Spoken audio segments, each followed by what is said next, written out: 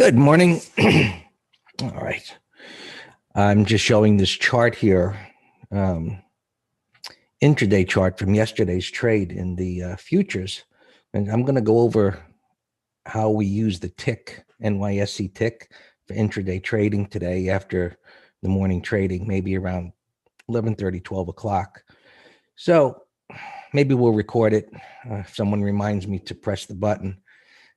So those that may not be there at lunchtime can get it. But anyway, I'm going to show you how to use this at extremes, heads up for what's coming, relative strength and weakness, turning points, and so on. So we'll get to that later. I was throwing it out there. Someone make sure that I don't forget to do it. I might by the middle of the day. All right, let's get going here. All right, will do, Janet. If Debbie is here, she'll remind me to press the button, or somebody will. Anyway, we'll do it. All right. Bonds are bottoming out here. And with that, we talked about it a while ago that, looking for it to turn at this point because of the support to the left. So as bond prices go up, interest rates come down. And it's going to be interesting to see how this plays out. I mean, you can see the daily chart here still in a downtrend, but the depth of retracement here from this time frame as well points to a bottoming process that's begun. So the question is, what does that mean? Well, coronavirus fears, of course, the economy slowing down, lockdown, so on and so forth. But then there's the promise of the vaccine, that everything's going to be okay. The market rallied on the Pfizer news, the big gap up actually, and the other vaccines that are coming. And so we need to keep an eye on this as interest rates come down. That doesn't support the idea of an economy that's ready to start picking up again. Actually, this little buy setup, counter trend buy setup, should fail, and bonds should go lower and interest rates start going higher. And the transports, which we'll take a look at, which we're doing great, had that reversal. And yesterday I spoke about the breakout failures that began in the indices, and we'll just see how far that goes. And while yesterday things bottomed out and we had a awesome long trade in the futures of the Russell and the S&Ps, the intraday trading and what happens intraday many times doesn't really reflect what might be happening from a more macro level. So these are things that we're going to certainly be keeping track of, every day. So while this is coming up here, obviously it's resistance. There should be some sellers here. And if we should see bonds chopping sideways at this resistance, that's going to be more confirmation of bullish price action. In other words, prices come up to resistance. We know that the sellers are there.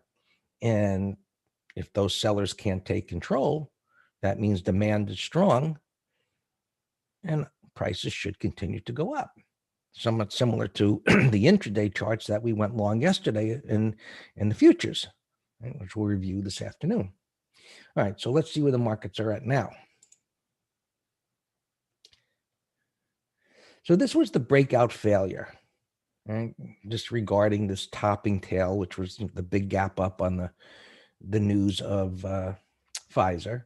It had this consolidation, then it broke out. You had the inside bar. It's right out of the MTS manual. And then prices broke down underneath there. So far, they're stabilizing. Today may be a go nowhere day, where it just continues to hold here. Who knows? Support isn't that far away. The hourly chart is up against this resistance here. Sellers are beginning to come in. You can see the 5-minute chart has already got this little head and shoulders top going here. So, if it does start to sell off, well, there's support here, there's support here. Could be a pretty good move to the downside. So let's, what that suggests to me as far as SPX trades or SPY, if there's premium there, this may be a good day for an iron condor on SPX. if we can get premium down below here, because I'm again, just my opinion is that being Friday, unless some big news comes out, and that's really the risk, prices are not likely to drop below this 3520 or 3500. Even if it pokes under it, it's not likely to go very much to the downside. And I think that the upside is also going to be limited. And TLT goes the same direction as ZB, same direction, goes in the same direction. As far as expirations go, McGraw, years ago, they used to be like major events. Today, the last few years, it really hasn't been a big deal. Even triple witching or quadruple witching, you get some wacky price action at the end of the day, but they haven't been, these wild things that they were years ago. Right? That's what I'm saying, Carlos. That's the definition of an iron condor, a call spread and a put spread, where you believe things are going to stay range bound. And so what does range bound mean? Well, we want to. This should be the range somewhere in here. Now, the outside of these lines should be, the safe trades. Going inside the lines, getting tighter, more risk. Right? So it's got more room to go higher if that's the case. And you can see the congestion up here. And you might say, well, for an extra premium, which you might be willing to take, you come, down to this level. First puts first. Oh, do the put side first, then the call side. I would still look at the premiums. I'm not sure about that. Kind of depends which way things go here. So, if they start to sell off, well, then you may want to do the call side first, because the premiums are going to evaporate pretty quick if this goes down. And whereas if it does go down, based on the 5-minute chart beginning to roll over here in the hourly chart, the premiums and the puts are going to increase. So at that point, you wait and see, okay, does it come down to this level where the premiums have increased on the put side? And then you look to put on the put side down here. Make sense? So initially, you want to, you see that if some things are going up or down, get a little better juice and timing by waiting for that initial move up or down to exhaust itself at the next area of support or resistance. 35 and a quarter, 35.20. Well, you know me, I'm a wuss. I'm going to go for the lower, but if it goes down 30, 35.20 and 15, could have the premium at that point if it sells off. So we'll see. All right.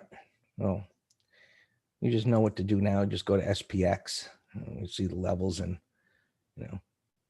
go 36.20. Should be okay.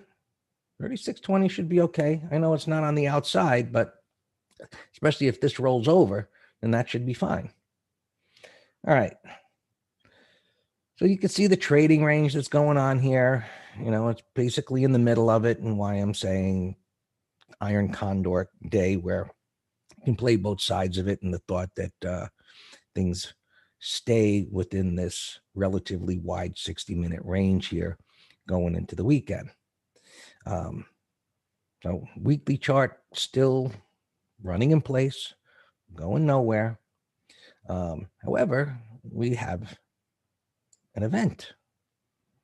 And the event being that our internals now are telling us, warning, Will Robinson, things are likely to change, where this chop is likely to stop going on. And when the internals, as they are in agreement here on the bearish side, leads one to think that this consolidation is going to break to the downside. Now, that doesn't mean it can't go up first.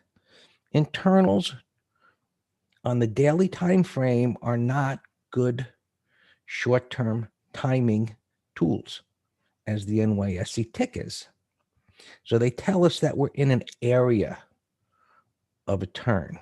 So we have sentiment is now above 0.80 and coming in, and maybe it could go higher and come up into those bands. You can see where it topped out the last time. It's close, right? And breath got to that 200 area a few days ago. And so this just tells us, hey, keep that in the back of your mind. If you're putting on long swings here, if you have such a pattern, be nimble, because that who knows. And this all could fall into perfect alignment for that Thanksgiving seasonality that's bullish, where the day before and the day after, things are bullish. And I'm trying to remember last year, but I think leading up to it was some corrective price action, but just kind of result, going on my memory. I don't really remember exactly, but I know it's set up that way in prior years where it's kind of sold off and then had really good days before and after the holiday. So we'll see.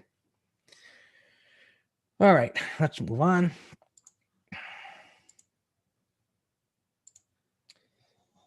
And Qs, but you're up near the top of the hourly range and just kind of running in place here for about 2 weeks, going nowhere.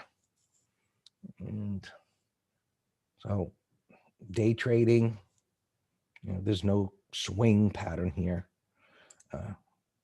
YM, there's the little breakout failure. It's holding here for now. It's up not very similar pattern to the S&Ps, up against this resistance here. It's got a void above. And so obviously the question is, if it can get through that, it can move up. And if it breaks down below that little range there, well, down it goes to the next range. That's the simplicity of how we do things. We look to the left. Right, so now I'm just putting extra lines because now we got 2 levels where there's intraday voids up above here and down below here. Why put this here every day? To reinforce the fact that you don't need any of this stuff. Just look to the left and it works. We look at this every day in the green room without any of the hocus pocus stuff, and it works. And it's been working for years. Big light bulb moment when I finally decided to take that off the charts. All right, choppy price action, the best looking daily chart. You're getting this, but nice consolidation. We did have a little mini breakout failure. One topping tail within an uptrend certainly doesn't end anything, and it's supposed to be ignored. However, if it breaks below that level, well, it wasn't ignored like this one was ignored. It tried to go down, and this was your 180 reversal right back up again. And so now consolidation is supposed to go up again. So trading below here, well, obviously short-term bearish. His comment on the chart says how much room Tesla has to go. Dan will cover Tesla. It's up against resistance there. I think it closed above 500 yesterday. So I just mentioned market internals being where they're at. Tesla's a special situation, so to speak. But at some point, when the selling becomes obvious, institutions will sell anything to lock in profits. So, you should have a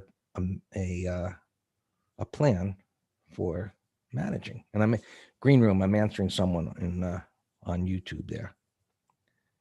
What moving averages for a 60-minute chart, Andre? Well, you can see I have nothing on here, but on my day charts, I have a 20 MA and 130 period moving average on my 60-minute chart. Why 130? Because it's the same as a 20 MA on the daily time frame. So when I look at my 60, I can tell whether the daily is going up, down, or sideways. All right, let's continue. Bonds, we already looked at, talked about that. Oil, just chopping around here after getting all the way up there. So this looks like it could go higher, but under the bearish scenario, oil fails to go higher and starts to move lower. But we shall see. We're still in waiting mode. Just because internals, tell us this. I've seen internals and the market turn the next day, and I've seen it take 2 weeks. So, keep that in mind. They're not great short-term timing tools, meaning something's going to happen today. All right. Gold perking up here, holding this level after that nasty crack, just in a wide, big trading range here. And thank you, MC. I can copy this. What MC's saying. I appreciate these comments. Dan and I do, because, we're here every day sharing like this. All right. Silver, chopping around, just messy stuff. And lastly, just taking a look at, the transports, which broke out to new all-time highs. They've been stalled like everything else. And so this corrective price action, when it starts, our job is to measure how severe or lack thereof it is. And in different sectors, meaning the internals have said something, and we respect that because it's been reliable for decades. Now, so whatever correction comes, if we see transports go sideways or go down very little, that's a great sign. If we see semiconductors retrace very little, that's great for semiconductors. So on the other hand, individual stocks could experience really nasty corrections where, that's relative weakness. So you got to keep that in mind. When we talk about market timing, that doesn't necessarily mean individual stock timing. So you got to measure those on their own. There you go. All yours, Dan. All right, thanks. Good morning. All right, all our opens are fine. I'll be going through, as always, tightening them up. Stops. We got a number of things expiring worthless today. I just adjusted the Apple directional. Did I post it in here? We have a put spread and directional, this one. So this is actually a great example, Greg, as you know too. When we do both a bull call debit spread and a short put spread, same stock, they have different reward to risk profiles. And that's where you put it into a risk graph and you say, okay, where am I going to make money and where am I going to lose money? So Apple, we did a bull call debit spread on Monday's breakout. So it's against us a little bit. So if we were to sell it right here, we're going to lose a little. But our put spread, if it closes here, because we're short the 116.25 short puts for that expired today, we've made full profit. So you make more money on directionals, but we have a higher probability of profit on short put spreads. So, I mean, that's why we love them both, based on our bias on the chart.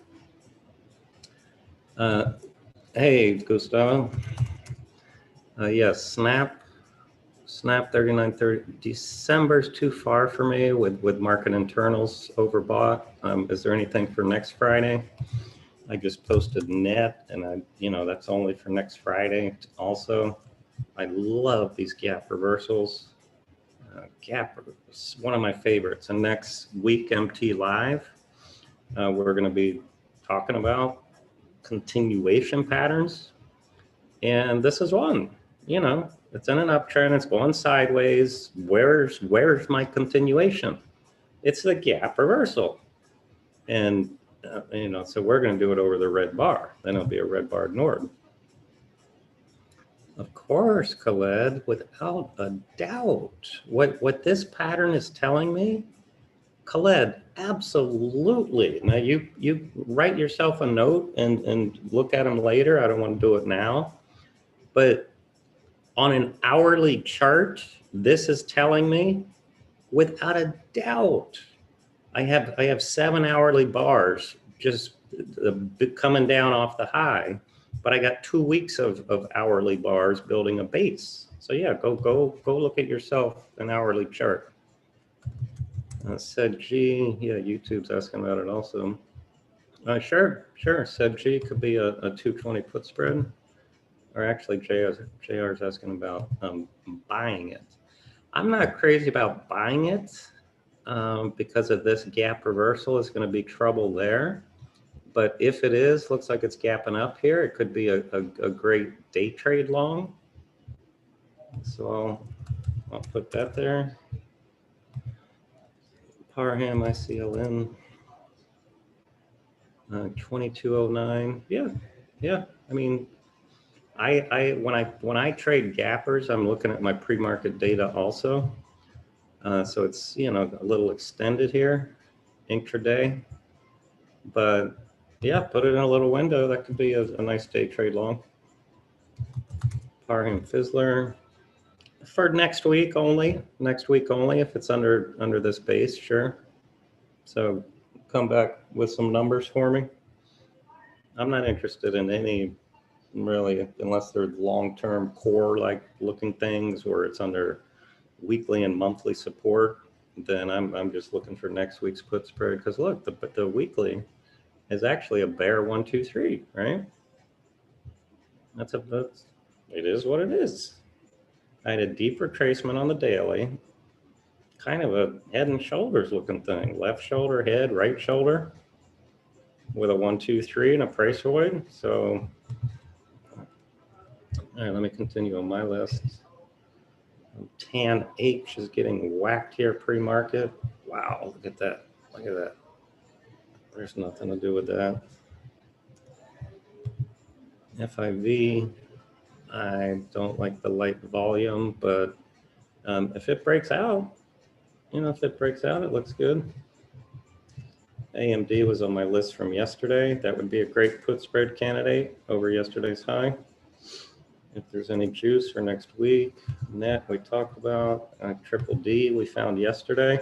It's sloppy, but it's maybe if we get a 1, 2, 3 for for Monday. We'll see how it closes today. FISV, yeah, somebody emailed me about this. It's a gap breakout, bottoming tail, range expansion. That could be a day trade over the high. The problem, Colette, is just there's a lot of junk to the left. It could be a day trade, yes. I like the nice bar into the close, and we got a controlled pullback here pre-market. So it could be a day trade. It could be a swing, but yeah, I'd want to keep an eye because it's a bullish weekly here. But I'd want to keep an eye on the SMHs and the Qs, of course. Mattel, it's a continuation pattern, kind of. Red bar ignored breakout. It had this is what we call an end of day rally. Look, this marathon runner ran from here to here back to the day's high. Now it's gapping up. So that's not a good time to enter using the intraday charts. Let's see, YouTube's asking about INFN, FCX, INFN, 730. It's a watch. I mean, it's in a trading range here. It's a watch. That's what I'll give you there. FCX, that's just a continuation breakout. I sure wish we got on this thing a long time ago. Look at this no-brainer right there. Massive ascending triangle. Look at that horizontal resistance. Horizontal resistance, gap breakout. That was a beautiful entry down there. STT. STT is in a trading range. It's a mess. I got nothing there. Let's see. All right, cash is. Your weekly option ideas are fantastic. Oh, awesome! Thanks.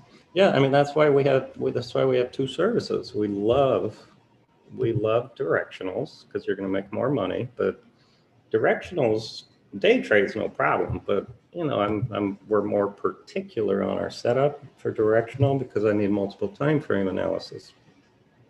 Whereas shorting credit spreads, it can be a total mess. And we just say, I don't think it's going under this pivot by next week. So Oxy Long, it's just, you're getting on board a continuation. The oils were kind of mixed yesterday. I'm just not comfortable, Steve, adding swing oil trades here. That's me. That's both because of the stocks, the sectors, the market. So, Jets here. I just wanted to look at Jets because, the CDC came out yesterday saying, I mean, that's like the worst thing you can do to an industry, right? The government comes out and says, don't use your product. So the CDC, do you remember when they put a kibosh on cruise ships? And now they're telling everyone, stay home. They're made it very clear. Don't travel for Thanksgiving. We don't recommend it. Roku from yesterday. Wow, look at this 15-minute chart. That was one of the stellar gold stars yesterday morning we were watching. And then also the Journal today had an article about poor Jets. So, saying the obvious that they got problems. Well, no kidding. No kidding. Who didn't know that? Oh, and then I saw Mnuchin was on CNBC.